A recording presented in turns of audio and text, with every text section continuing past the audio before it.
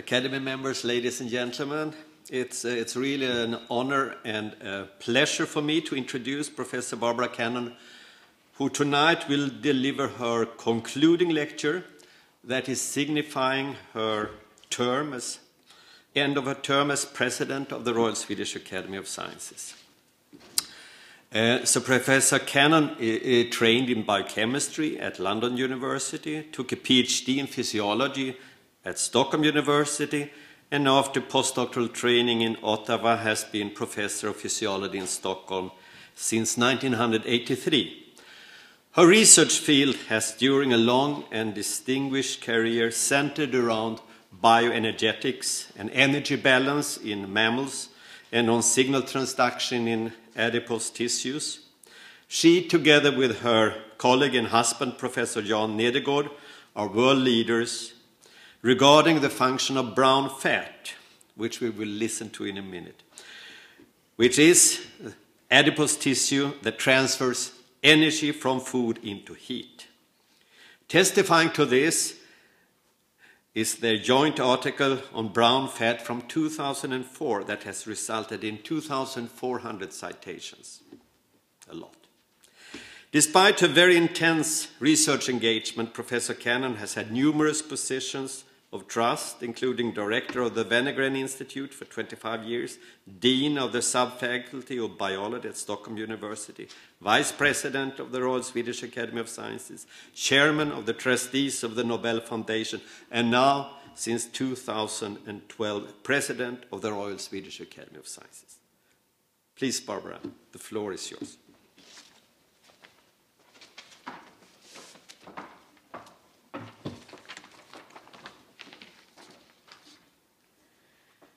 Thank you very much, and I want to present this lecture as a popular science lecture on my area that I've worked with for, as we heard from the Permanent Secretary, rather a long time.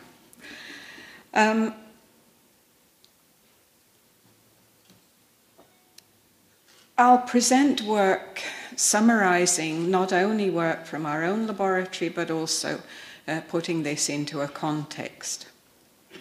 But I would like to thank many collaborators, some of whom are here today, and this is just a list of those who are particularly relevant for the presentation or with whom I'm currently working. But of course, there are many other collaborators who I haven't listed here from over the years. What we know is that before 2007, it was generally accepted that in man, brown adipose tissue is only found in newborns. And so, because of this, there was no possibility to use this fat-burning property of the brown adipose tissue for maintaining or reducing the body weight of adult people, or to be able to explain through this the human metabolic phenomena as being due to brown adipose tissue activity. But then there was an unexpected development in the field of radiology, not an area where most of us actually follow the literature, I have to confess. And this is because in positron emission tomography studies, one uses a radioactively labeled tracer here with fluorine 18, and a glucose derivative, a glucose molecule, which is taken up into cells by the normal glucose transport pathway.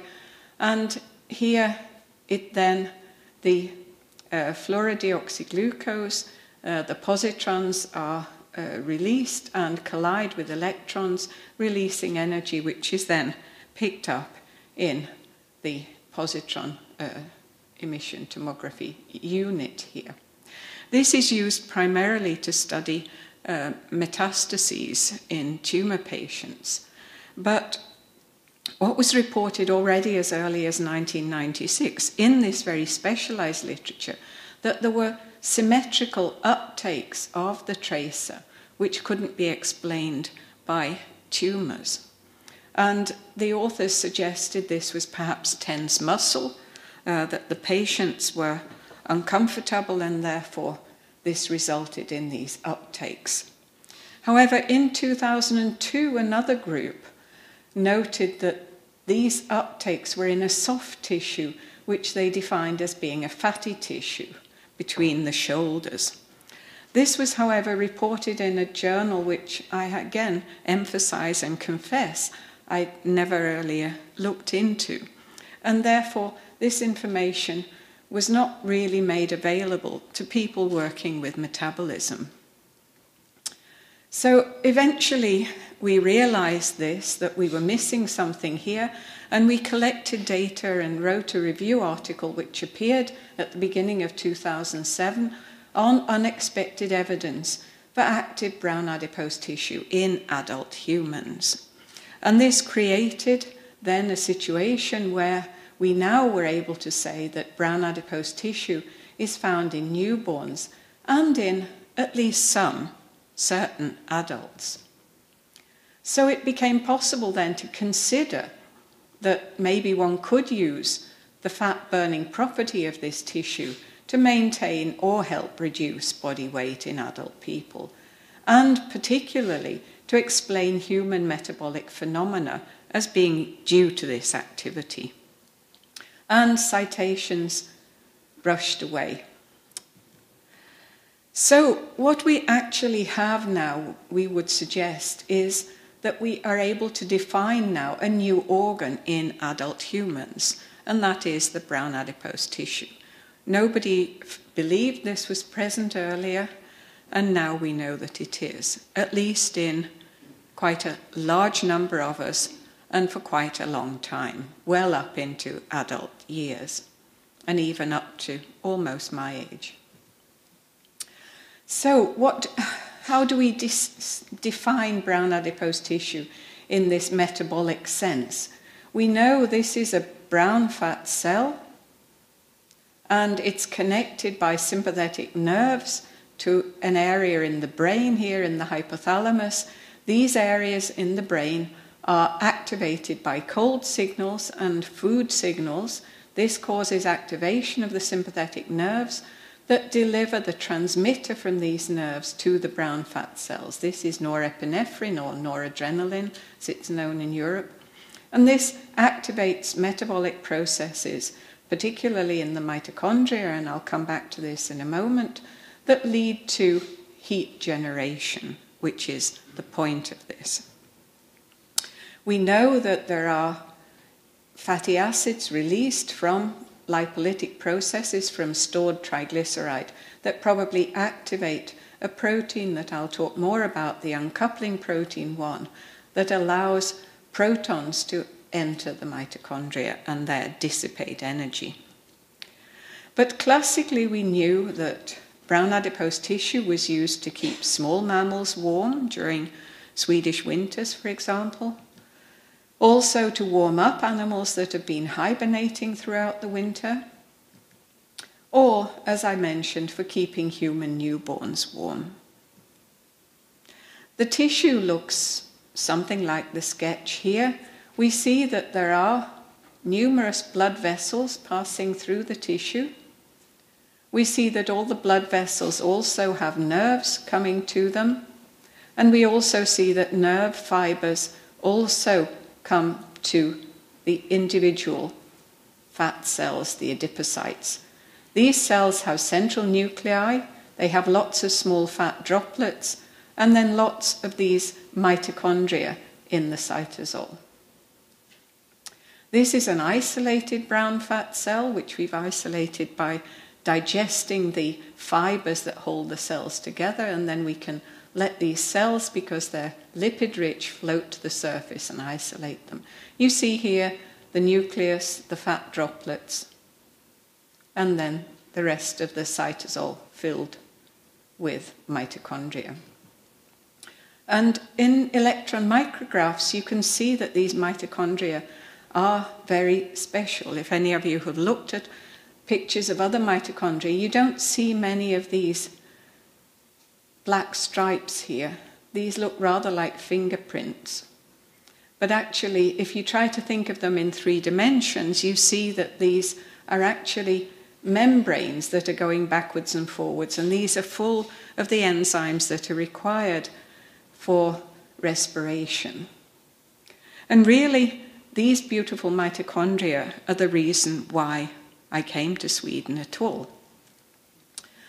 During my bachelor education in London, I worked a summer at what is now AstraZeneca at Alderley Park in Cheshire, near where my parents lived, and I happened to be working on mitochondria. Then, the age of 21, a long time ago, my 21st, I was awarded a scholarship from Bedford College at the University of London that allowed me to come to Stockholm to continue working just on mitochondria. I arrived in Stockholm. I don't know whether anyone recognizes this picture. Some of the older ones among you may recognize this. I arrived in Stockholm a couple of days after Sweden switched from left-hand traffic to right-hand traffic. So I've only ever known right-hand traffic in Sweden. I came to work with Olof Lindberg. He was a very well-known person in the area of mitochondria at this time. And I came believing I would be working with rat liver mitochondria or maybe beef heart mitochondria. Ola turned to me in the car coming from Arlanda, where he picked me up. Oh, by the way, he said, we're working on brown adipose tissue now. And as a young and naive 21-year-old, I was terribly embarrassed to have to admit that I'd never heard of this tissue and had no idea what he was talking about. But this really didn't prevent me from going on working in his laboratory, and I found the project very exciting and interesting. Ola had worked on mitochondria all his scientific career. And these are these intracellular organelles that use the food that we ingest and oxygen from the atmosphere to produce the ATP, the energy currency of the cell. But at this time, in the 60s, it was unknown how this process actually took place. And it was suggested that there was a chemical intermediate, a high-energy chemical intermediate that was known as X-squiggle-P. People had worked long and hard looking for this, but had unfortunately, as it was maybe fortunately, not found it. So Ola was rather frustrated by this, and having just learnt that brown fat mitochondria made heat, his idea was that perhaps if we worked on brown fat mitochondria, we could approach this key problem from a different way, because we were still using food and oxygen, but making heat rather than ATP. So I elected to become a doctoral student. You see my student ID here from a very early time, and to work on isolated brown fat cells. And let us look now for a moment at these cells and how they work. We could add these, here's the cell I showed you before, we could add noradrenaline, norepinephrine to these cells and see what happened. And we could directly measure heat production in the brown fat cells in a microcalorimeter. We could also measure in this way the effect of norepinephrine as an increased oxygen consumption or respiration, which is in parallel to and equivalent to the heat production. So what's really happening? Excuse the Swedish here, this was the only sketch I have of this in this state. Here we have a sketch of a brown fat cell with a mitochondria and a fat drop, a storage of fat, and the parallel with a candle. The fat stored here, the equivalent of the mitochondria, the wick here. We need some way of activating this, and in this case, instead of a matchstick, it's noradrenaline coming with the nerves. We obtain a combustion, and we convert the fat, in both cases, to carbon dioxide and water, and we generate heat. Although, of course, this process can occur in biological systems at 37 degrees, so there's no light generation. But we need the oxygen in the atmosphere, and that's why there's such a lot of blood vessels in the tissue. And the heat production we could measure was very remarkable. We were able to measure that while all of you sitting here are generating about 1 watt per kilo body mass, so you're all like old-fashioned light bulbs. In fact, brown adipose tissue can generate about 300 watts per kilogram. This is very remarkable, and as you can understand, requires blood both to bring oxygen to the tissue for the combustion, because it is simply a combustion, as I said, but also to dissipate the heat, because otherwise the tissue would boil. So what's happening then here? During the time since I joined Lindbergh's laboratory, we know now, thanks to work initiated by Peter Mitchell, that there aren't any squiggles in the mitochondria. What happens is that the respiratory chain oxidizes the substrate, pumping out protons to form a proton gradient. This is the way the energy is stored transiently. And normally this is used then to make ATP, but in this case, for the brown fat, the proton gradient is dissipated by the protons returning through a protein that we call the uncoupling protein, and I'll show you more of this in a moment. But this is the basis for how the heat is generated. It's equivalent to a simple electric circuit. The mitochondria work basically like this. We have a battery and an electric motor that can do some work, and we have an electron current. In the mitochondria, we have the equivalent of the battery, the respiratory chain, oxidizing substrate and reducing oxygen, and pumping out protons that are then not able to return into the mitochondrial matrix except through, in the normal case, ATP synthesis. We have then a circuit in just the same way as our little electrical circuit. So how are the brown fat mitochondria different from this? They contain this unique protein known as the uncoupling protein 1. And here, what we do is simply this. If you think of connecting the two poles of the battery by a wire that has a lower resistance than the circuit, then what you'll see is, of course, you empty the battery and this wire will become warm. This is what happens here. The brown fat mitochondria have introduced a new protein into the membrane, which simply allows protons to return to the mitochondrial matrix. And this has apparently a lower resistance than the synthesis of ATP. So we have a new circuit like this for protons. And so because of this uncoupling hole, the UCP1 protein, we simply short circuit the mitochondria and generate heat.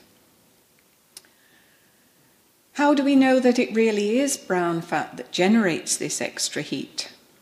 Well, this UCP1 protein is crucial here, as I've indicated, and we can see that it is brown fat that is responsible for heat production if we delete the gene for this protein, and then we can see that without this protein we should lose the heat production.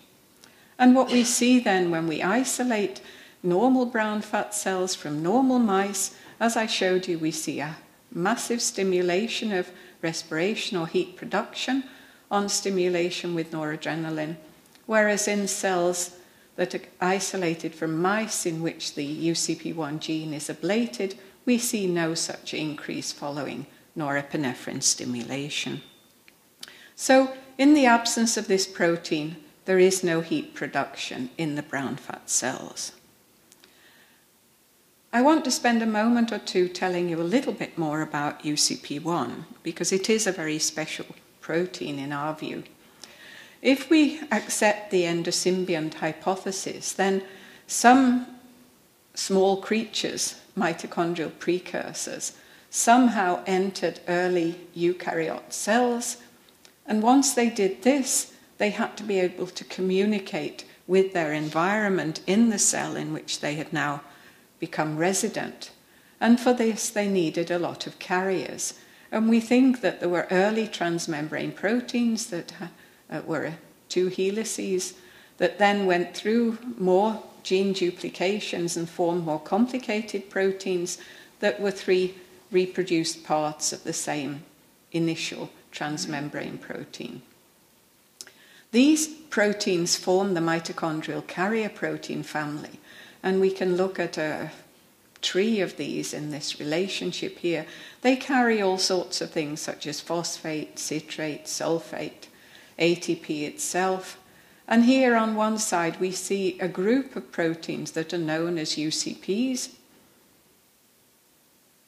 And this particular group here, we're excluding some of them that don't fulfill these characteristics, seem to be very similar to one another compared with the rest of the family. We can look at the structure of these and we can organize relationships between them, and we can see that those proteins known as UCP2 and 3 and even a proto-UCP1 are found in all sorts of animals throughout the animal kingdom, and in fact were most definitely present in these dinosaurs some 150 million years ago or so. However, sometime after that, these little warm-blooded guys started appearing on the scene. And we think that this is where the true UCP1 appeared. What we see here, if we look at this more closely, is that a very long time span happened here without any. Here was the proto-UCP1. They're really rather closely related, but then we have a long time before we find UCP1s that are in eutherian or placental mammals, and we see they're closely related, but very far distant from these other proteins. So we think then that these differ from the rest of the family.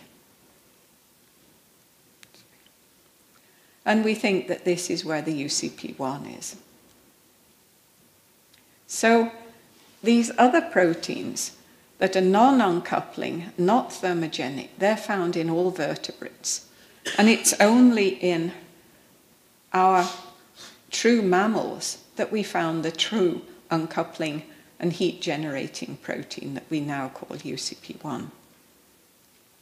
And this then is how we make heat, and this protects our body temperature. It helps us defend our body temperature when we're in a cold environment.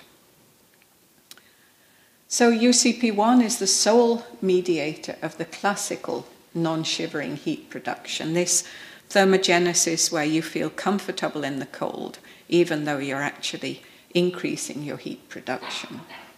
Let me show you this here.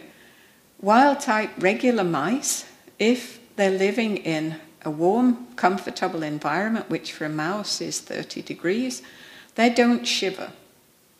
There's no active muscle activity here. But if we take these mice and put them in a cold room at 4 degrees, you see here how shivering starts intensely, because this is the first line of defense. You know yourselves, if you're standing waiting for a bus in November, you're not very comfortable and you start shivering. This is generating heat to defend your body temperature, and this is what the mice do. However, if we force these mice to stay in the cold for 2 or 3, 4 weeks, I probably couldn't get you to stand waiting for the bus this long, even in Stockholm with SL, but what we see is that actually the mice no longer shiver, but they do generate just as much heat. They still are required to defend their body temperature. So this is how we know that UCP1 is the mediator of non-shivering thermogenesis. You see here these so-called knockout mice, the ones that lost the UCP1 protein. When we take these mice and put them in the cold acutely, they shiver in an identical way to the wild-type mice. However, even if we keep them there for a month, they still shiver just the same. So they never develop any comfortable non-shivering thermogenesis. They have to shiver to defend body temperature. So clearly there's no cold-induced non-shivering thermogenesis in the absence of this special protein in the mitochondria. What about humans then? Do we have classical non-shivering thermogenesis? Adult humans? We know babies do. We know that the brown fat, as I indicated, is particularly in these areas, but also down the spine. And we know that UCP1 is present in these areas now. We performed a study in collaboration with some Italian colleagues, and we see here these brown areas are the ones that contain UCP1. And this was found in about a third of all patients that we investigated. But this is really only glucose uptake and histology. This was what I said. This is uptake of glucose. So is the brown fat actually thermogenic in adult humans? There are 2 studies that have been performed. This is still a rather new area, so there are not huge amounts of data available still.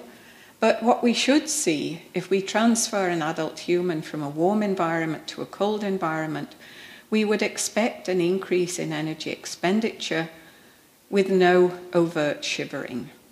And what we need to ask is, does the presence or absence of brown fat affect the magnitude of this response?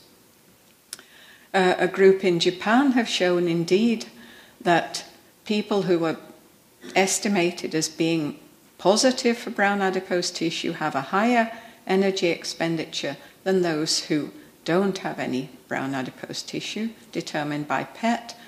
And so the energy expenditure as a function of brown fat volume does follow this curve here. And in another Canadian study, we know again a very similar thing. We see BAT positive having a higher energy expenditure than BAT negative, brown fat negative people. And this difference is equivalent to around 200 to 400 kilocalories per day, which is around a little more than 10% of your energy intake, can be dissipated through brown adipose tissue if you're lucky enough to have it. So we clearly possess non-shivering thermogenesis. Do we actually adapt to cold? Or do we just have it and nothing happens? Well, the same Japanese group were able to show actually that in summer, Japanese people have lower amounts of uptake in the brown adipose tissue than in the winter. So we would conclude that indeed we do adapt to cold if we're exposed at least to some extent to a cold environment. And through this we can defend our body temperature and have a comfortable form of heat production. But there's another aspect here that I want to spend the rest of the time on, and that is we have a certain amount of stored substrate in the fat cells, the triglycerides, the lipids. But once these are consumed, we have to take in extra substrate. And so one can realize that we can actually burn away the food that we've been eating in these cells and merely generate heat, rather than storing any excess food in our regular so-called white adipose tissue.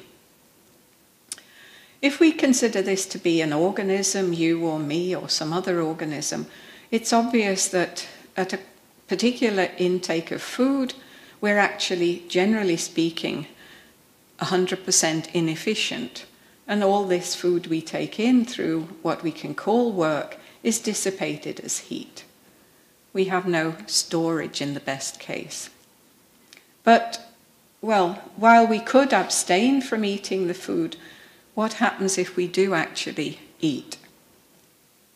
Well, we increase maybe our intake of food without increasing markedly our work, and this means that we store the excess energy as fat. But if we had some special mechanism for extra energy dissipation in the form of heat, then we wouldn't need to store as much fat as we would otherwise store. If, however, this mechanism was lacking, we would, at the same food intake, actually have more fat stores, and this would mean we or an animal would become more obese. Now, this special mechanism we believe does exist. It can be called diet-induced thermogenesis. We believe it exists in the brown fat, entirely located here. In this diet-induced thermogenesis, we can divide it into two components: an obligatory component, which is the trivial cost of metabolizing our food. But what's discussed, and which is in excess of this obligatory, is facultative. And this is what we think is the brown adipose tissue. So, are there any consequences then of lacking brown fat thermogenesis?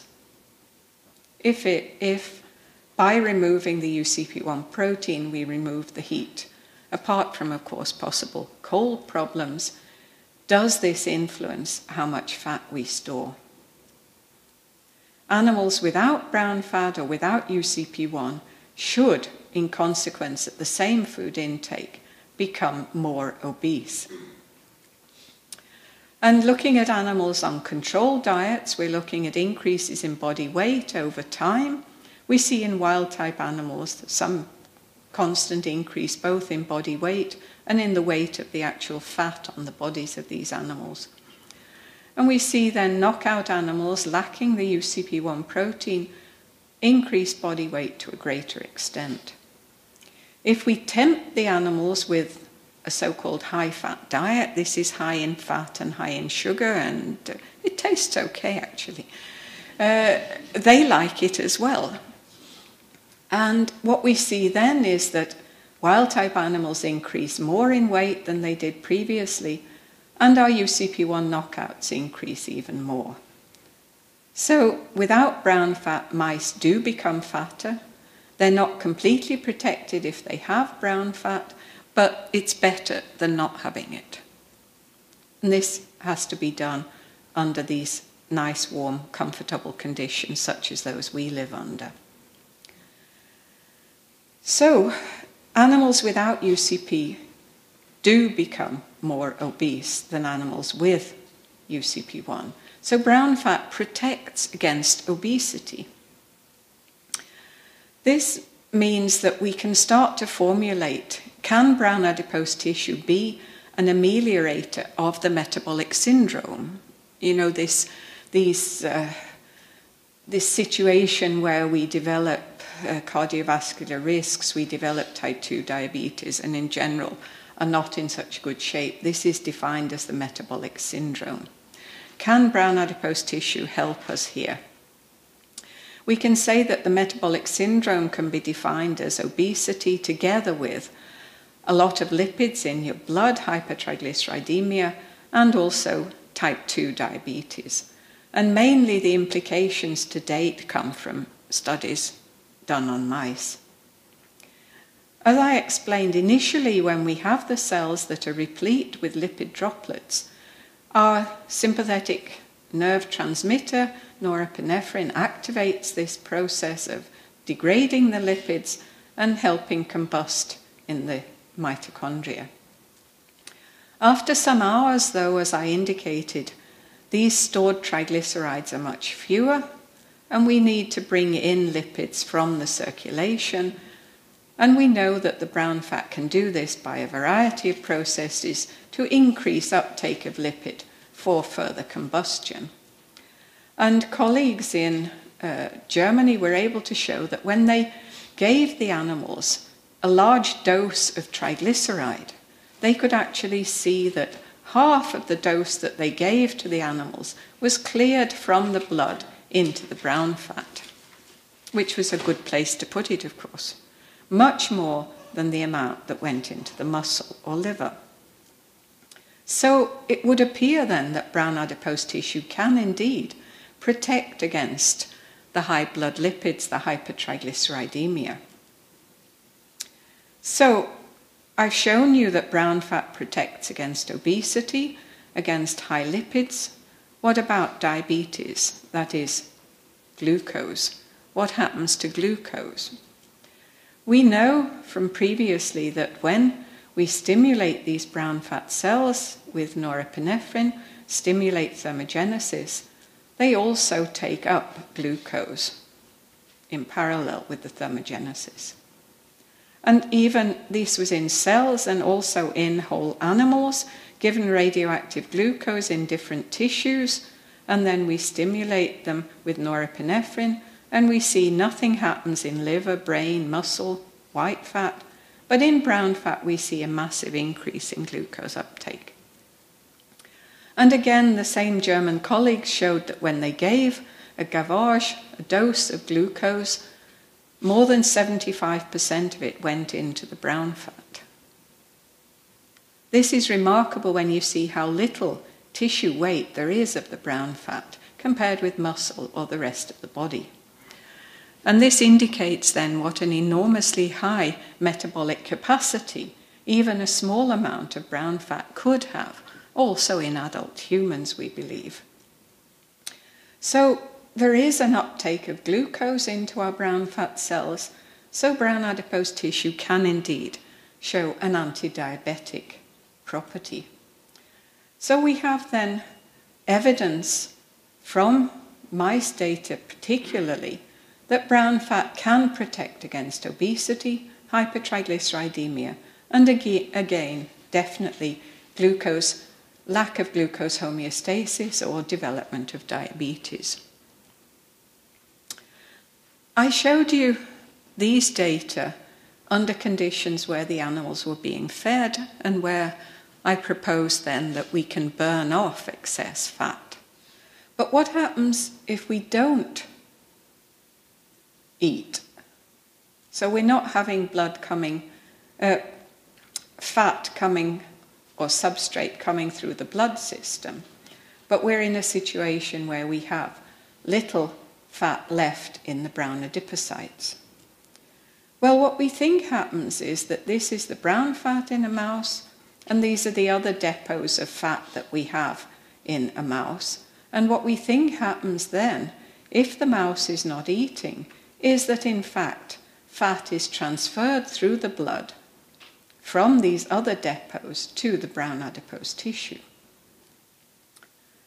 And we can see this on some data here where we have unstimulated brown fat, and now we're going to look at the uptake of radioactive lipids into these areas of brown adipose tissue. After stimulation, we see indeed that there's very large uptake of these radioactively labeled lipids into the brown fat. So white fat lipids are taken from the white fat, transferred to the brown fat, where they can simply be combusted. So not only can brown fat prevent obesity by combusting excess food that we eat, but also can essentially be a slimming tissue. So in this sense, it fulfills all the criteria we can put up for being an ameliorator of the metabolic syndrome. But, okay, if brown fat is anti-metabolic syndrome in mice, that's great for them, but we're humans. So does it matter whether we have brown fat or not? Does lack of brown fat, for example, really make us obese? This is the hot issue for the hot tissue. From our studies with our Italian colleagues, we could see that there is correlative evidence. And what we have here on the x-axis are indications of leanness at this end of the scale and obesity at this end of the scale. This is called the body mass index, if you know this. And this is the number of patients. And those that are indicated black are those that we found had brown fat. We could only look in very small amounts of tissue. What we saw, however, was that not only did the density of people who had brown fat correlate with them being lean, it also, for some of us anyway, unfortunately correlated also with being younger. So brown fat is definitely present in younger and slimmer people. Only one person here was 60 who still demonstrated it. And we see here the relationship, the little black dots here, BMI against age. We see that it's the younger and slimmer people who have the brown fat. What we can ask ourselves then is, are people who lack brown fat, are they obese because they lack brown fat? Is it because the tissue's absent and then they're not able to combust enough? Or do they actually lack brown fat because they're obese? Possibly, for example, that they're very well insulated and therefore they don't feel the cold and don't develop as much brown fat. Or perhaps both these statements are correct to some degree. And I honestly can't give you the answer. I can only say that there is a small amount of functional evidence indicating a possible significance of brown fat in humans, and this is some genetic evidence. Some time ago there was demonstrated that in the UCP1 gene there was a site in the gene where you could either have received the nucleotide A from both your parents or the nucleotide G from both your parents, or be intermediate. And it was shown that if you were lucky enough to have AA from both your parents, you had a chance of having higher levels of UCP1 than if you were unfortunate and got GG from both your parents. And it was shown in some other studies, completely different studies, that people who had the GG alleles and were given a high-fat meal, they expended less energy, you see this curve is lower, than those who had the AAs. And as time goes on, what one sees is that people who are made into quartiles of this body weight index, the ones who are slimmer are more likely to have AA, whereas those who are more obese are more likely to have the Gs. So yes, there's a correlation of UCP1 genotype with obesity. These As can eat more, they had the high-fat meal and expended more, and over time they stay slimmer. So in our opinion, extrapolation from mouse data to adult humans, which we think is now allowed, implies that even in humans, the successive decrease or diminishment or even the absence of brown fat can cause obesity, can worsen triglyceridemia, and can predispose to diabetes. So my message is really to you to try and keep your brown fat active, keep your bedroom cold, for example, or something like this. Whatever you find to be a good way of trying to keep your brown fat active. So let me finish then by saying that it's been a very great honor and a very great experience for me to be president of our academy for the last 3 years. Being one further link then in the chain that started with the first president in 1739, Carl von Linné. And I don't think I can conclude better than he did on this very occasion, that is at the end of his term of office as president, although at that time this was only a period of 3 months. But he said the following, and I translate here: "The time has passed, and so I will end now. Much is discovered every day, the use of which one cannot see. Many trees are planted, the fruits of which will not ripen for many years. Indeed," he said, "Alexander the Great praised the old and wizened man who planted dates and palms that could not ripen in his lifetime, but only for those who come afterwards." Thank you for your attention.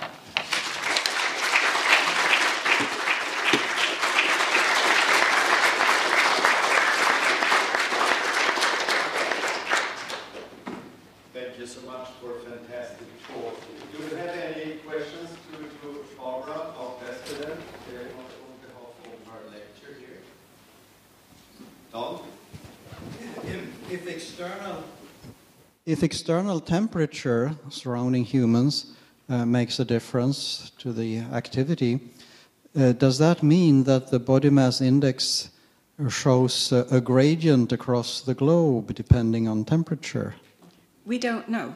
This hasn't yet been possible to study. There is, I should point out, an ethical problem here, because the only way we can definitely determine the activity and the amount of brown fat is using this PET technique, which involves treating healthy adults with a rather strong radioactive source. So this is ethically not very permissible in most countries, and therefore, as yet, we have still rather limited data, and most of the available data is on patients. But there are experiments being performed carefully and trying to reduce the amounts of radioactivity, but we need a better means to measure the amount of brown fat in you or me or whatever.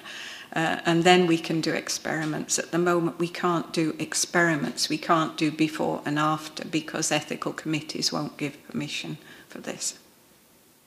But, yeah. You said that we should take care of our brown fat. And as I understand your lecture, the best thing would be to choose your parents, which is very difficult. Mm-hmm. And then you said that we should keep our bedrooms cool. Mm. Is there anything else we can do? Not that we really know of at the moment. This is still a limitation. I say the field, particularly from the human point of view, is very limited. We know ways we can manipulate the amount of brown fat in animals through certain drugs, but these are not appropriate for adult humans at this point. So we need further studies to be able to develop something which we hope will be available in a reasonable future that could help us maintain and keep active our brown fat.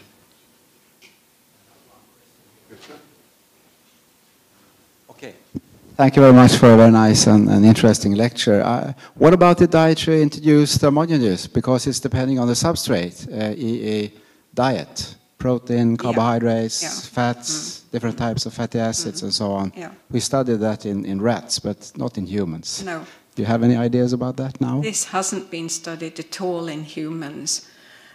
We know that if we give the mice certain diets, I indicated a high-fat diet, but this is also both high-fat and high sucrose. We know that, for example, medium chain-length fatty acids stimulate more than long-chain fatty acids do, but we don't know why. So we know that there are differences here, probably very low protein and probably very high protein also stimulate development of the tissue. But even if you develop it, you then also have to keep it active. And this is the second question. And this is where the cold bedroom comes in.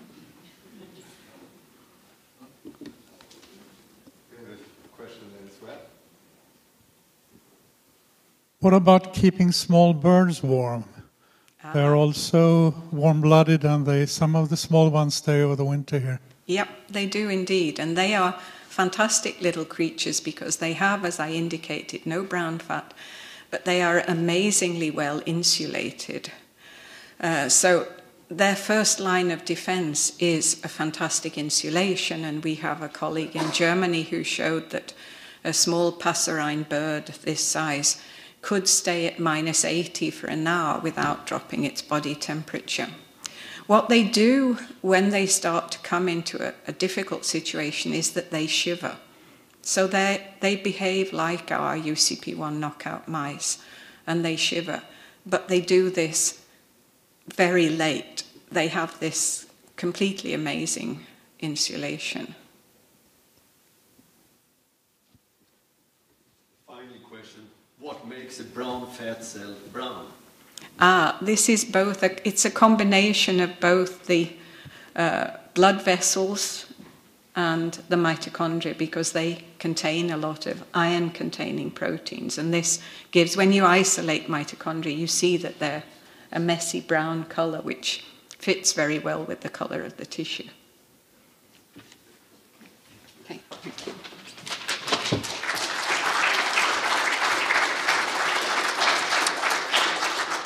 Well, dear Barbara, during your term as president of our academy, you've had 3 really intense years, combining your growing international position in science that we have listened to with your responsibility as the ultimate leader of our academy.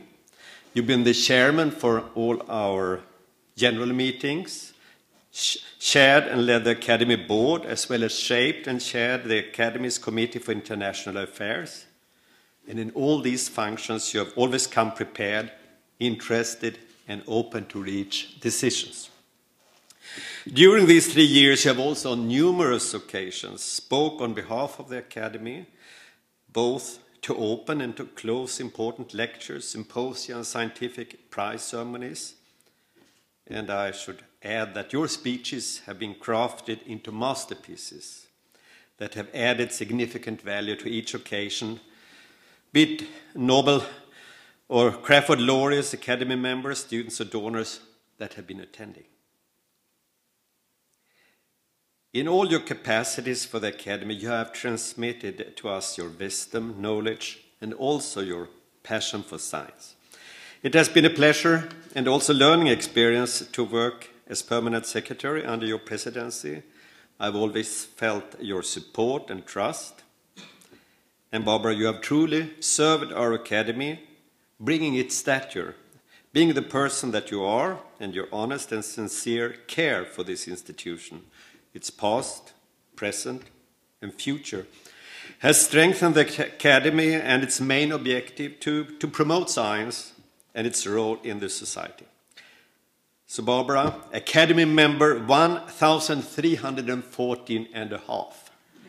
You have certainly been a full member of our Academy. Come up and, as a token for our appreciation, oops, come up here. Oh, it's really heavy. And a small painting and flowers. And thanks. Thank you. And for the work together. Thank you very much. And thank you from the Academy.